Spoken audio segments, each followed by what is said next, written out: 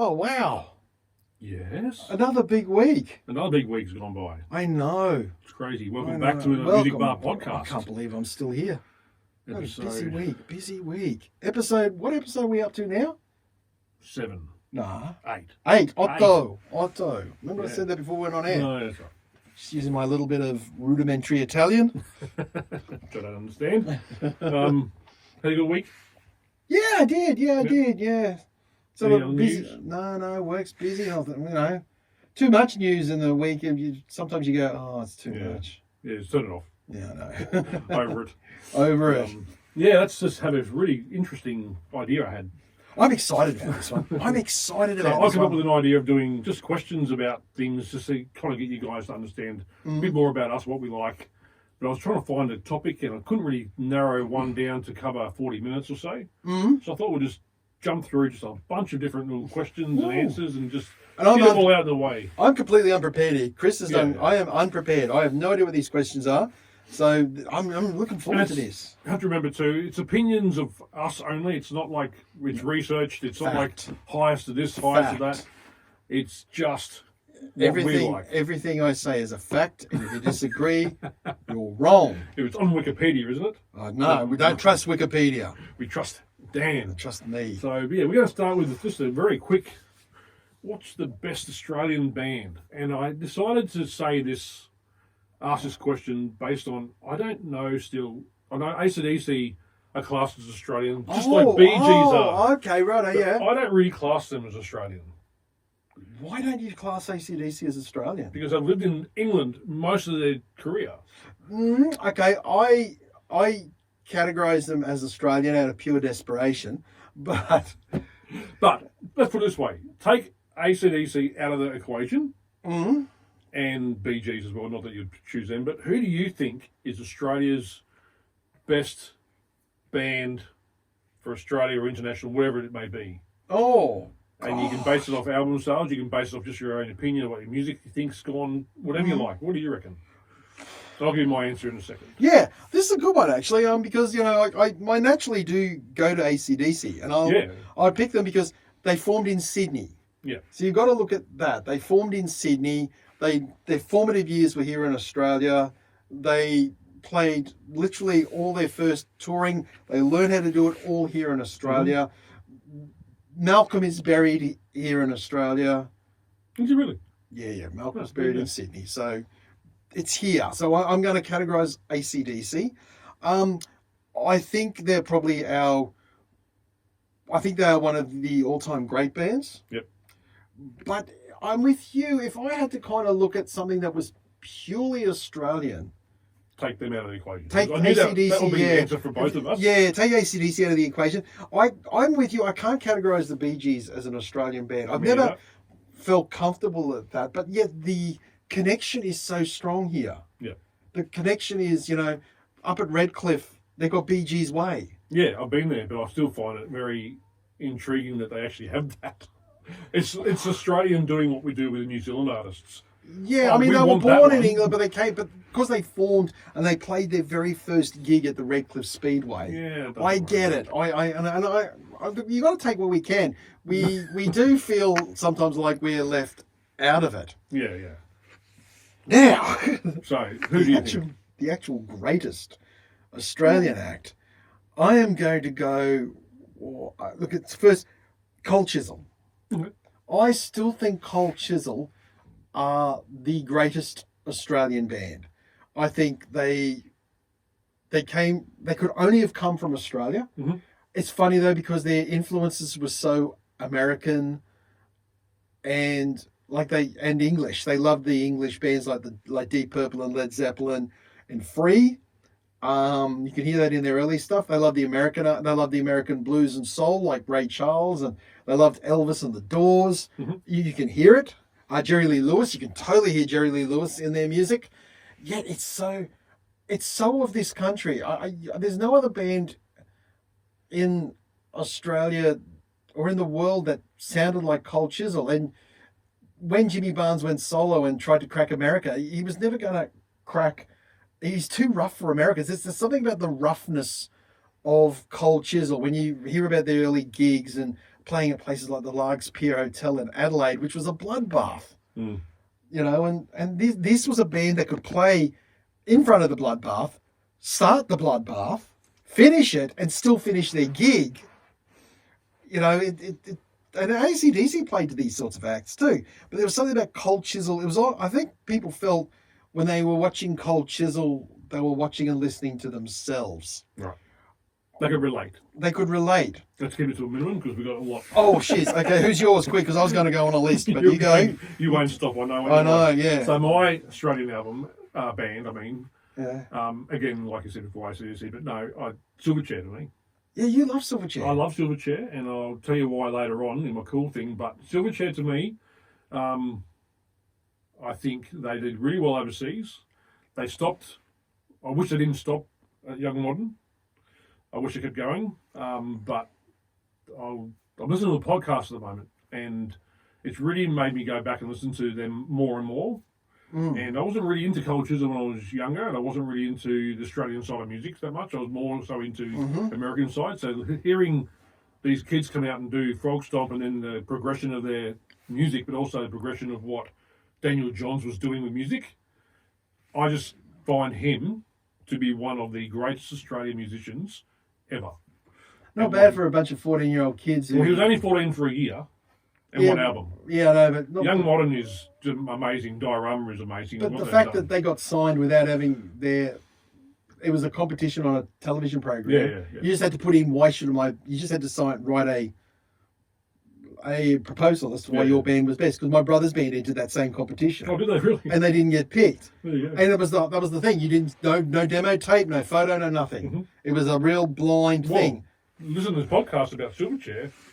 When they got told they won it, they had the phone number, and the company's Triple J, whoever it was, rang the phone number, and it was actually Daniel Johns' mother, and she was the one who actually put the disc in, not the band. Oh, right. So she answered it as, I'm the one who sent that into you. Ah, there you go. So, Daniel Johns was actually at school at the time. Look, if I can throw someone else in, I just think a uniquely Australian band is Midnight Oil. Yeah. No one else sounds like them. I've just been listening to the new album, and I just realized no one else sounds like Midnight Oil. Yeah. Just like NXS too. And I can't. I'm not saying there's only one, but I'm just saying my favourite will be Silverchair. But those other three you've mentioned are definitely needed to be. I think they're the big. NXS, I can say a lot of great things about NXS too. Yeah. Next question would be right. Or next album that really surprised how good it was. Not expecting anything from it. Any album, doesn't matter what country.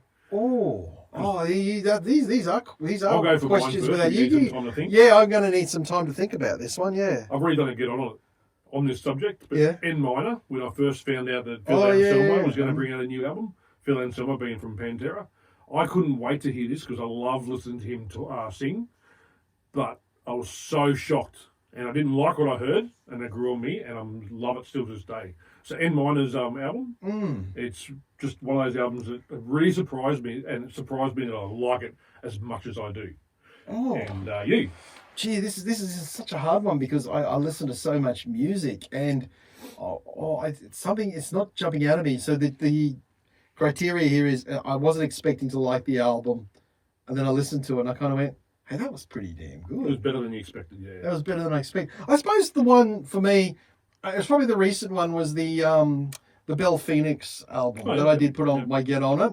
Not because I wasn't expecting to like it. A mate of mine always puts stuff on his Facebook page of new music he's listening to, and I'll always give it a listen.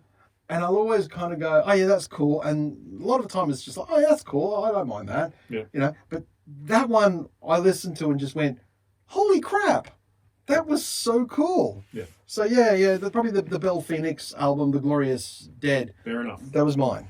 Name an album that changed everything. Ritual Della Habitual previously, The Real Thing by Faith No More. Then Ritual Della Habitual by Jane's Addiction. Those two. 1-2 punch. You changed everything for you? Yep. Changed everything. I'll say for me, Metallica 1. Oh, okay, just the song.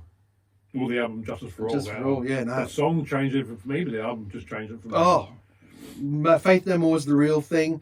When I first listened to that, it was very much that music can do this. Yeah, yeah. Not so much rock music can do this. Yeah. This is rock music. This is why is and it did become big, and then Jane's Addiction, Ritual del Habitual, made me then go, music can do this.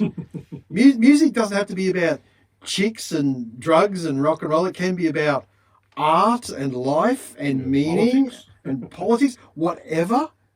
And those two. Very 1-2 punch, that one. Next up, Came out the same year too. greatest rock band. Um, It's hard to put them into one, but who do you reckon the greatest would be? AC/DC. You reckon another about greatest? AC/DC is the greatest rock and roll band of all time. They literally, it's the benchmark. As far as I'm concerned, it's the benchmark. You listen to those early, especially the early records, and it's not so much the singing or anything, it's the playing on the record. It's Malcolm Young. It's Malcolm Young. It's the blueprint. It's the it's what rock music should be about. Feeling, and it's that beat. It's that relentless driving beat. Sure, it's just simple, 4/4, and you could sit there and go, "Oh, it's simple," but no one else could play it like them. Yeah. It's the standard of which I think it is all set. Mm-hmm. I think there's an argument for the Stones in that the Stones gave it that dirty, dangerous feeling. Bit of swagger. The Stones gave it a bit of swagger. Danger. Stones gave it danger. Led Zeppelin gave it a lot of bottom end. Mm-hmm. I mean, how much bottom end can you get with, But for me, AC/DC, there was just though, we talked about them before, but those bands, they set the benchmark. Okay. And that's what that's what you got to aspire to. You don't have to sound like them. No. But it has to be as tight as a drum and still sound like as mean as hell, and it could take your face off. Fair enough. Mine's Van Halen. No surprise there. I think That's very valid, yeah. all things you just said about the way they play and everything, and tight, and they work together and in the pocket. I don't think you can get many bands where you have a brother and two brothers who've been playing all their life together, Alex and Eddie, to do that Angus as and well Malcolm. as they can. Angus and Malcolm. Yeah, and you got Pantera as well, Vinny and Dimebag. Yeah, I know. So I think that really does play a part of it. That's why when you said AC/DC, I could easily agree with that. But for me, I like the music more so from the Van Halen time, all of it. So I think they are. I know that people are going to disagree with that. That's fine. It's just our opinion. It's what I love. And I'd like to know what other people. All these questions. I really would like to know. It's so I just like to know what people do. Like it'd be nice if there's 10 people in here and everyone was saying their discussion of. Thesis on it. Yeah, because there's no one great rock band, but everything's so emotionally. If I had to be scientific, for me it would be AC/DC. Yeah, fair enough. Yeah. The greatest heavy metal band. Ooh, see, I don't categorise AC/DC as metal, so Me struck either, off mate. the list. I don't class. Yeah, when you unrank, they have to be categorised in metal. Yeah. Mine's Metallica. It has to be Metallica. But Black Sabbath set the standard, and those first 6 Black Sabbath albums are phenomenal. Yeah, they're pretty good. If you really want to, that's when I talk about the benchmark, the standard. Those first 6 Black Sabbath albums are like, for a band that said, we're never comfortable being tagged with heavy metal or inventing heavy metal. Holy crap. And then they certainly went, well, let's just bring out another one. Yeah. Let's bring out another one, and let's bring out another one. And a lot of people did say that Metallica were thrash metal. So it's a pretty different category. But to me, they're just metal. They become metal anyway. But yeah, to me, I'm putting them in the same category. Well, Metallica do put and themselves all that kind of as a metal band. Yeah, I put them all in the same category. Slayer and all that kind of stuff. I just think Metallica are, with sales and everything else that goes along with it, they're still writing music now. Obviously, they're still doing very, very well around the world. They sell out to everything they do. I'm not saying if Black Sabbath got together and did it again, they wouldn't. But I just think, Metallica. I just think Sabbath wrote the riffs. It was like they did the stuff with the guitar that made every other kid. Yeah. Like what the Beatles did, Sabbath did the same thing. When that first album came out and you heard that go. Without them, you wouldn't have that. Yeah, it was like, yeah, exactly right. And all those kids heard, like Metallica. Mm. You imagine they all heard Black Sabbath. Even the punks heard Black Sabbath and went, this is, because it was just so heavy. Yeah. And I think the thing is, Sabbath never went out and said, let's become a heavy metal band. They said, let's just make some evil, scary music and see if people like it. Did you like the album from Black Sabbath, Sabotage? Yeah. Yeah, because I listened to it for the very first time this week. It's one of the first 6. Yeah. It's in the first 6. Yeah. And I listened to that the other day, and it's a really good album, absolutely. So I'm going back in my catalogue and looking back at all that kind of music. Yeah. Just to understand why people do think they are the greatest and things like that, and they It's have not- influence on other bands like Metallica. And But it's nice to hear something like that too and go, and it's a terrible album cover. yeah, It's a dreadful album cover. And the back. But it's nice to hear things like that and go, I can hear it. yeah. I get that sometimes when I go back and listen to some early Alice Cooper. That's a nice one to go back and listen to as well. Yeah. You listen to early Alice Cooper and you just go, oh, this is good. Yeah. This was really, really good. You know, Yeah. I'm enjoying this. New metal. Who's the best new metal band? Because we're both. Slipknot. You reckon? Slipknot.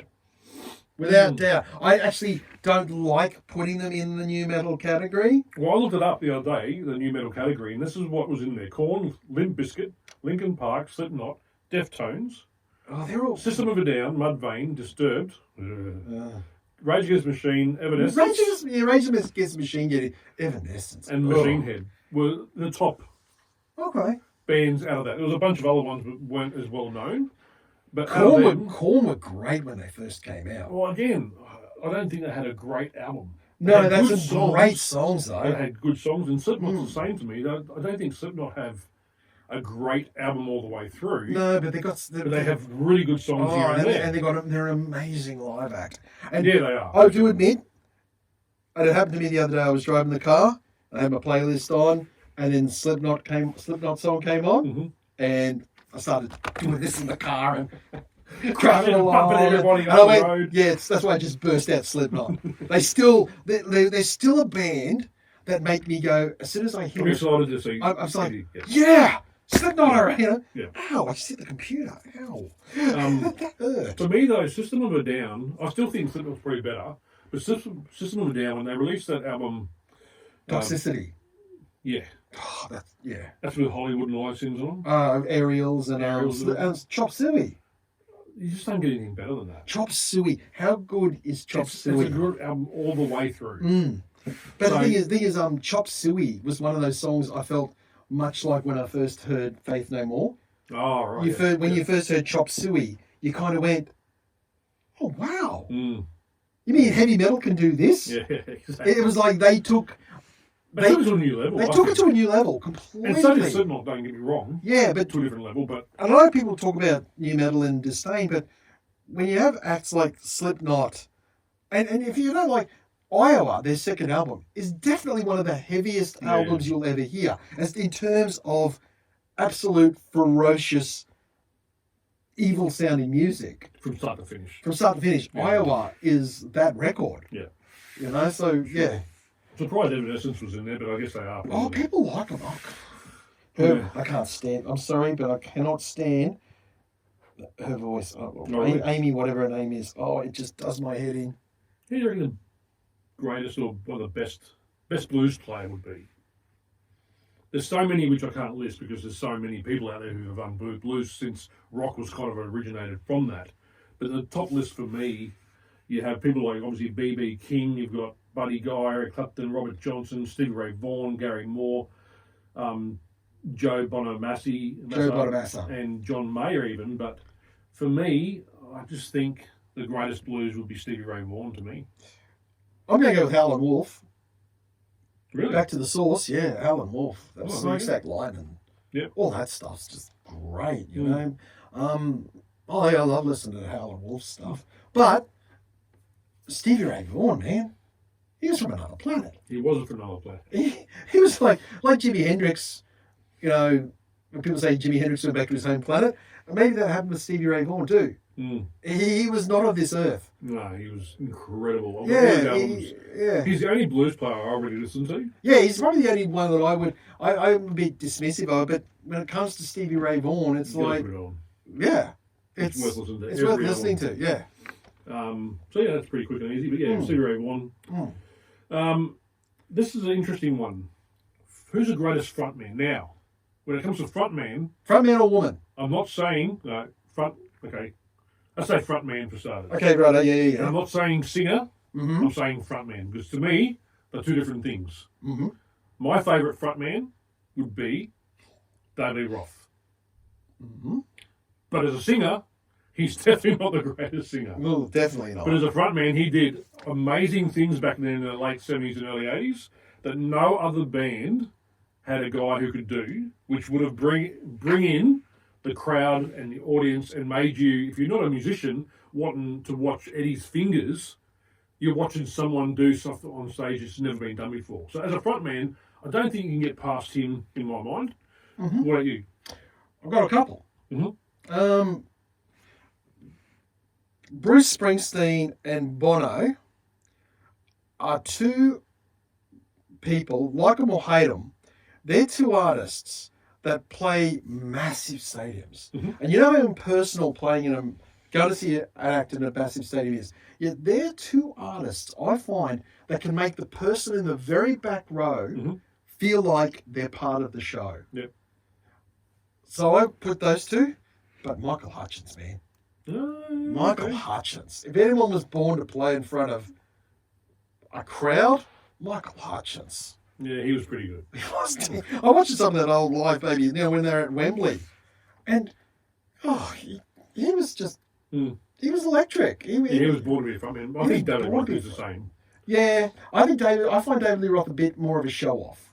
Yeah, but it seems to work. It works. It worked for him. Yeah, he's a circus ringmaster in a way. Yeah, absolutely. Good way of putting it, actually. Yeah, that's the way I would. Very much that American entertainer. Look at me. But back in '78 when their first album came out, you had no one like him. No, he was. Yeah. So he would have done. But he was not the selling point of that band.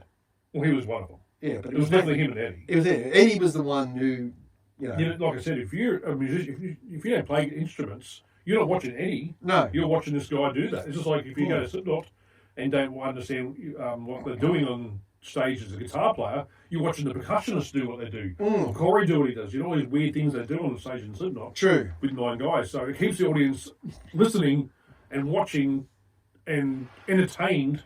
It's like these big shows that Pink and these guys do now with the ribbons and the flying around. It's bringing everybody into it. That's what David, I think, did first, better than anybody else. But singer, nah. No, definitely not. But interesting. I definitely think Michael Hutchence is up there as well. Oh yeah, I've been watching some of his stuff recently, and it's like, how good was he? How good was Michael Hutchence? Yeah. Yeah. Front woman. I love Chrissy Amphlett. Oh, there you go. Oh, Chrissy Amphlett was amazing. I just think she was amazing. But also Debbie Harry from Blondie. Yeah. Wow, what a front person of a band, Yeah. But yeah, there's something about Chrissy Amphlett, man. She, once again, I was talking about the ferocity of rock. There was something about, without sort of saying, you're playing with the boys, but she didn't know, the guys, I think, when they went and saw Chrissy Amphlett, didn't know whether they wanted to, were either terrified of her or be with her. Do you know what I mean? Yeah. It was that real fine line, and she walked it so well. And, but look, I'm not going to, Susie Quattro, man. She's still out there rocking it. Joan Jett's still rocking it too. Joan Jett. I can't knock them. Yeah. I think Joan Jett's a pretty good front person. Yeah. Definitely Blondie.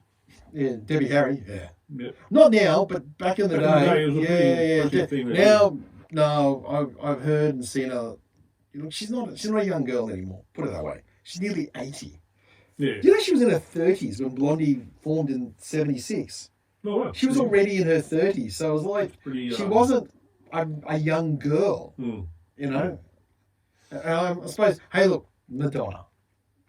Yeah, well, if you go solo acts like that. Yeah, I know. It's not front people, but yeah, I know. Yeah, these kind of things. They're all right. Yeah, they do good. Okay, singer. I've always Steven Tyler has always been one of my all-time, and I think he's one of the great frontmen too. Yeah, I guess.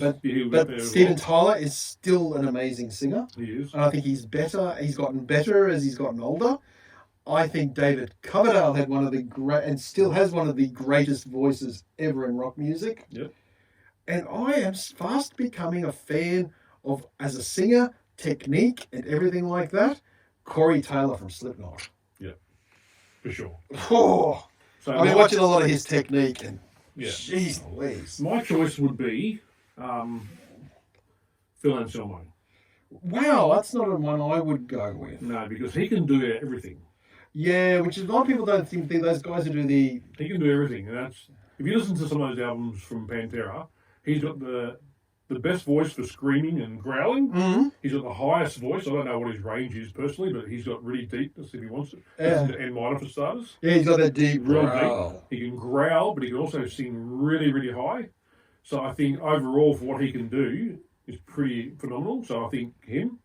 But I also do believe up there, right next to him, is Corey Taylor. Yeah, I was just watching some stuff recently, and I just watched Corey Taylor, and I think, God, that guy, the control that guy's got on his voice. But he hasn't got the range. I don't think he does what Phil does. I'm basing it on a few other things. Sebastian Bach. Sebastian Bach. Wow. He can do Sebastian Bach really well. You know what I mean? There's not a lot who can sing like Sebastian Bach. No, there's not. And even the guy from Dream Theater, James, he's a great singer, but for me, it's the same all the way through.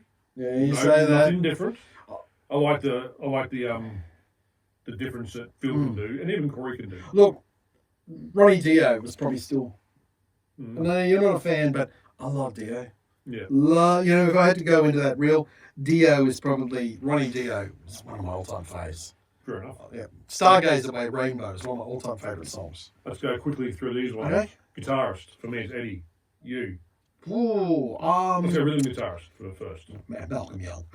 Mine's James Hetfield. Yeah, So Malcolm guitarist Young. in general is for me Eddie Van Halen. Eddie Van Halen. If I was to pick somebody, look, Steve Vai is still somebody that I really enjoy watching. I did get on him last week. Yes, you did. Yeah, I still enjoy. Mind you, as you said, you probably listened to the new album and just kind of went, "What's he doing there?" And he can do that for me. I thought I find Joe does a lot too. Yeah, Jay does the same.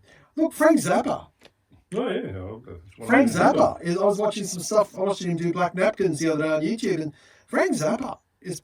I think he's so underrated as a guitarist. But Yeah. before we went on air, in our last episode, of course, Gary Moore. Yeah, Gary Moore. Yeah.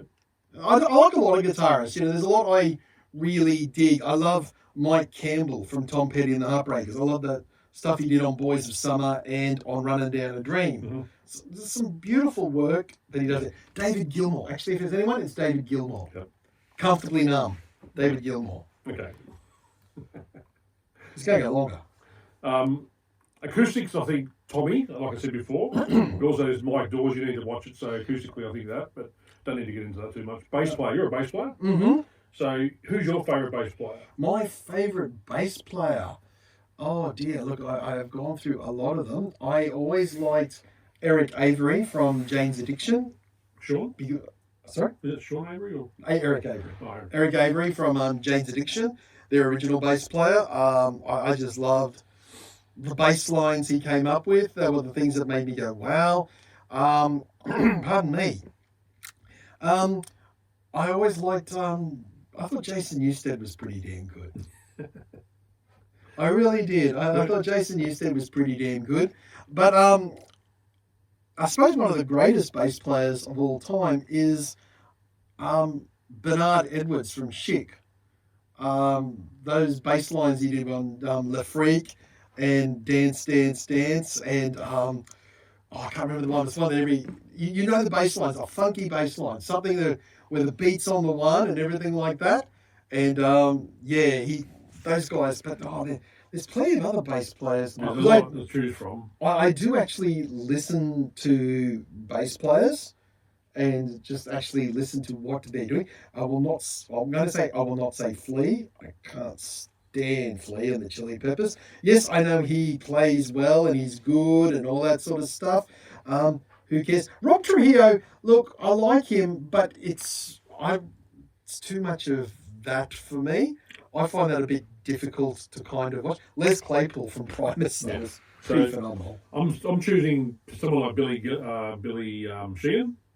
Oh yeah, But he's also great. Les Yeah. Claypool, if you like Les Claypool from Primus, and of course he's a great guitar player. But for me, it comes down to what I listen to most of the time, and I think I like Robert Trujillo as well, but I like him more as a bass player in Infectious Grooves.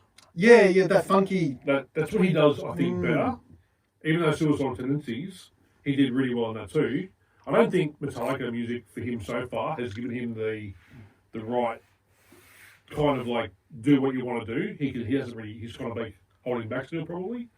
But I still like Jason Newsted too. And I know I always liked Jason Newsted's Yeah. bass playing. he was good. He was really good. He was really good, you know. And actually, Gene Simmons is a better bass player than you think he is. Yeah, well, Gene Simmons, and Lemmy, but Phil Lynott, Oh, yeah. greatest frontman of all, Phil Lynott. Oh, singer, Phil There's Lynott. so many. Bass player, Phil Lynott. Let's go with drummer. Oh, Quick drum. quick drums. Danny Carey from Tool.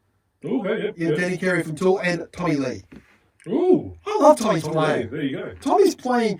You can almost hear him like Yeah. behind the You can drums. definitely see him with his arms going. Oh, For me, it'll be Mike Portnoy from Dream Theater. there it is. Done. Yep. I've been listening to this a lot of albums, Sorry. documentaries. Sorry. Yeah. Ian Pace from Deep Purple too. No, fair Great enough. drummer. Fair enough. Okay, keep going. What do you think's better when you record a band in a recording studio? Do you prefer listening to them in private, knowing they've actually done it, so, like a guitar player first, then the singer, then the drums, or as a band recording live? Would you prefer that kind of like album being recorded? It doesn't matter because it all comes down to a lot of factors. Production. Mhm. Because I know what you're going to say. Van Halen recorded that first album live. Mhm. Ted Templeman pretty much captured that band live. Yeah. Yet, I don't mind him going in and doing overdubs. Bob Ezrin, that stuff he did with Alice Cooper and stuff like that, it's just phenomenal. You know, it comes down to what the producer captures and what the engineers and the mixers do with it afterwards. You know, so there's no preference there on that one. Okay, no problem. Yeah. I know the Silverchair one I've been listening to, they did that, and the producer, Nick, Mm. he wanted to get the band in because he felt they got together and in the pocket better. You never know what it's like if they recorded separately. Oh, no. Albums, you just don't know the difference. But I always felt if you've got a good producer, knows what he's talking about, it works for different ways. You know, Metallica, I think, did it different ways each time. Yeah. Van Halen, like you said, the first one was just them recording. I know Tool, they do it with literally it's Adam Jones on guitar, Justin Chancellor on bass, and Danny Carey on drums. They record all their parts first. That's all done. Maynard doesn't come in. He doesn't even write lyrics Or sing. but he doesn't even write lyrics until he's heard what they've come up with. Fair enough. So they're all different. They've all got a different method of working. Yeah. Songwriting duo. Oh, Lennon McCartney. Yeah, I knew you'd say that. He can't. They set the standard. Yeah, that's just a percentage. They set the standard. There's a lot of people after that, like James and Lars, I think, work more together, but there's a bunch of people. Plant and Page, Jagger and Richards, And even Elton John and Bernie Taupin. yeah, That probably actually up that'd be there up with there. Yeah. Beatles. Gary. I know they're not a duo, but Barry, Robin, and Maurice Gibb. Oh yeah, You know, Young and Scott. You know, yeah. you know, as you said, Hetfield, Norwich. It works really well. Yeah, it's hard to kind I of. think Eddie and Sammy better than Eddie and David. Yeah, they seem to write more together More than. together than what the other format did, but yeah, I think overall it's either. To me personally, I think it's probably the Beatles. Lennon McCartney, because it set the standard. Yeah, that's what That was the standard. It was like, oh shit, the Beatles did that. Yeah. You know, or something like that. Even who's Freddie Mercury? You got Freddie Mercury in Well, they wrote separately. separately, yeah. Yeah, That that was was one of good the on the when I talked last week. Justin Hawkins writes again. He talks about how Queen were awesome, and he was going through the Queen album, Jazz, and it's funny how he said you can pick the Queen songs because if a song's got like really riffy, it's Brian May wrote it. If it's really fancy and a lot of kind of less, Freddie wrote it. If it's got a good drum beat, you know, Roger wrote it. And they were 4 songwriters who worked individually, Yeah. but someone would bring the song in, and then they would all work on it and put their little bits on it. Yeah. But they had the one songwriting credit, so that's how they worked. I mean, songwriters now, geez, songs now got 15 writers on them. It's crazy. It's crazy. Album art, album cover. What's the one that popped out of your mind and went, whoa, got to buy it for that reason? Killers by Iron Maiden. Fair enough. Poor Adam was instantly disappointed. Yeah. I just didn't like Paul Di'Anno's vocal. No. Never liked his vocals. But the album cover was pretty cool. Oh, yeah, I remember that was one where I went, and Kiss's Destroyer. Oh, yeah. Or oh no, Alive 2, because on the little photo, Gene Simmons had blood all over his face, Oh, yeah. and you kind of went, oh, what? Oh, what? Ah. So yeah. My favourite would be Steve Vai's Passion and Warfare. Okay. I just think, I've talked about it on Get On It this Yeah. week, but yeah, I just find that, when I first saw that, it just mesmerised me. Okay. It was so, and the guitar was just like it was colourful and swirly paint job and everything, just something you'd never seen before. Plus, I really like Steve Vai from the Crossroads movie, so I was trying to find more about him and everything, and it's like, oh man. So you saw Crossroads? Was that your introduction to Steve Vai? No, Oh, okay. it was the first time I really saw him. Oh, so you never saw the Yankee Rose video with Well, I David saw Lee him, I Roth? didn't really pay attention back then. I knew who he was, but I didn't know that was Steve Vai Okay. on the Crossroads thing. But yeah, Okay. his guitars are amazing. But that album artwork was just phenomenal. I like his solo on that Crossroads. Oh, It's so Eugene's trick bag. yeah, it's so good. What's your favourite way to listen to music? Is it in the car? Is it in the house with no one around? The headphones? It's my favourite way to listen to music is I've got a really nice setup at home on my office. I've got these beautiful Dali speakers on my bench desktop, and put it on and Sit between them. sit between them. Yeah. I like to listen to music. To me, it's a solitary thing. Yeah. I find, because I'm a talker, if I'm with someone, I'll just talk all through it. And 9 times out of 10, no one else wants to listen to what I want to listen to, especially at home. I'm constantly going, turn it down, Dad. Yeah, Dad. Turn it down, Dad. Yeah. What's At the moment with a family, I listen to music more so in the car or in the truck, wherever I'm working and stuff. And it has to be just me, and it has to have it loud.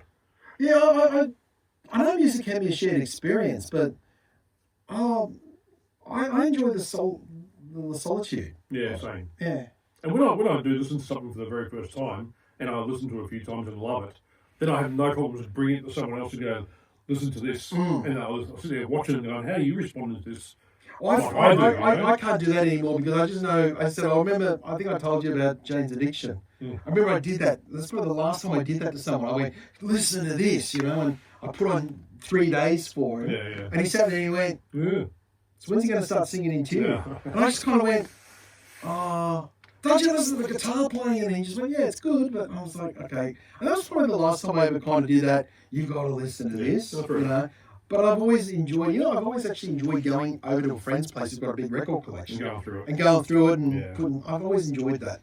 And I think we miss that now. Yeah, absolutely. I think we do. Because you have to go through you. Yeah. Listen to my phone.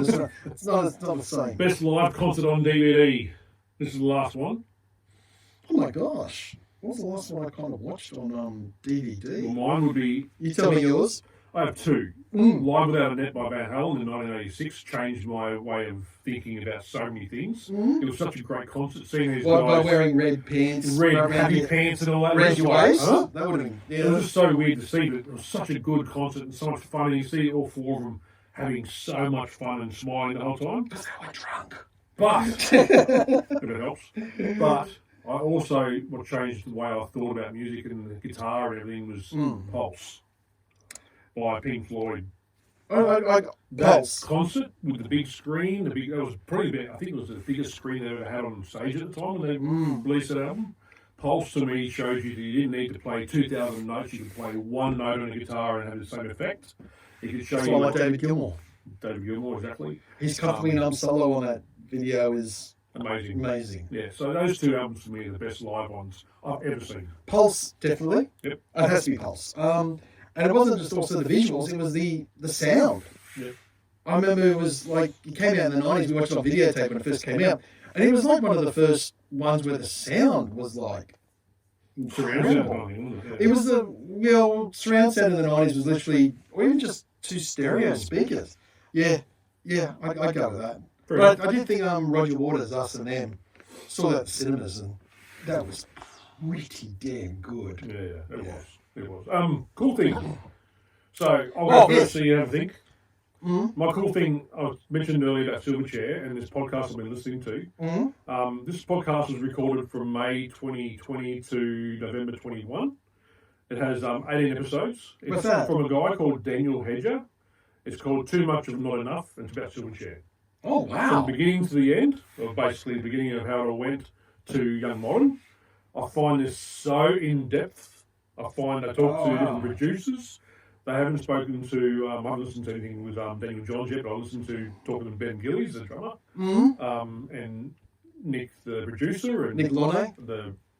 It's just so good. This guy who's done this podcast has really delved into, he's 5 years younger than he was, I think he was 10 when Frog stopped coming out, he mentioned.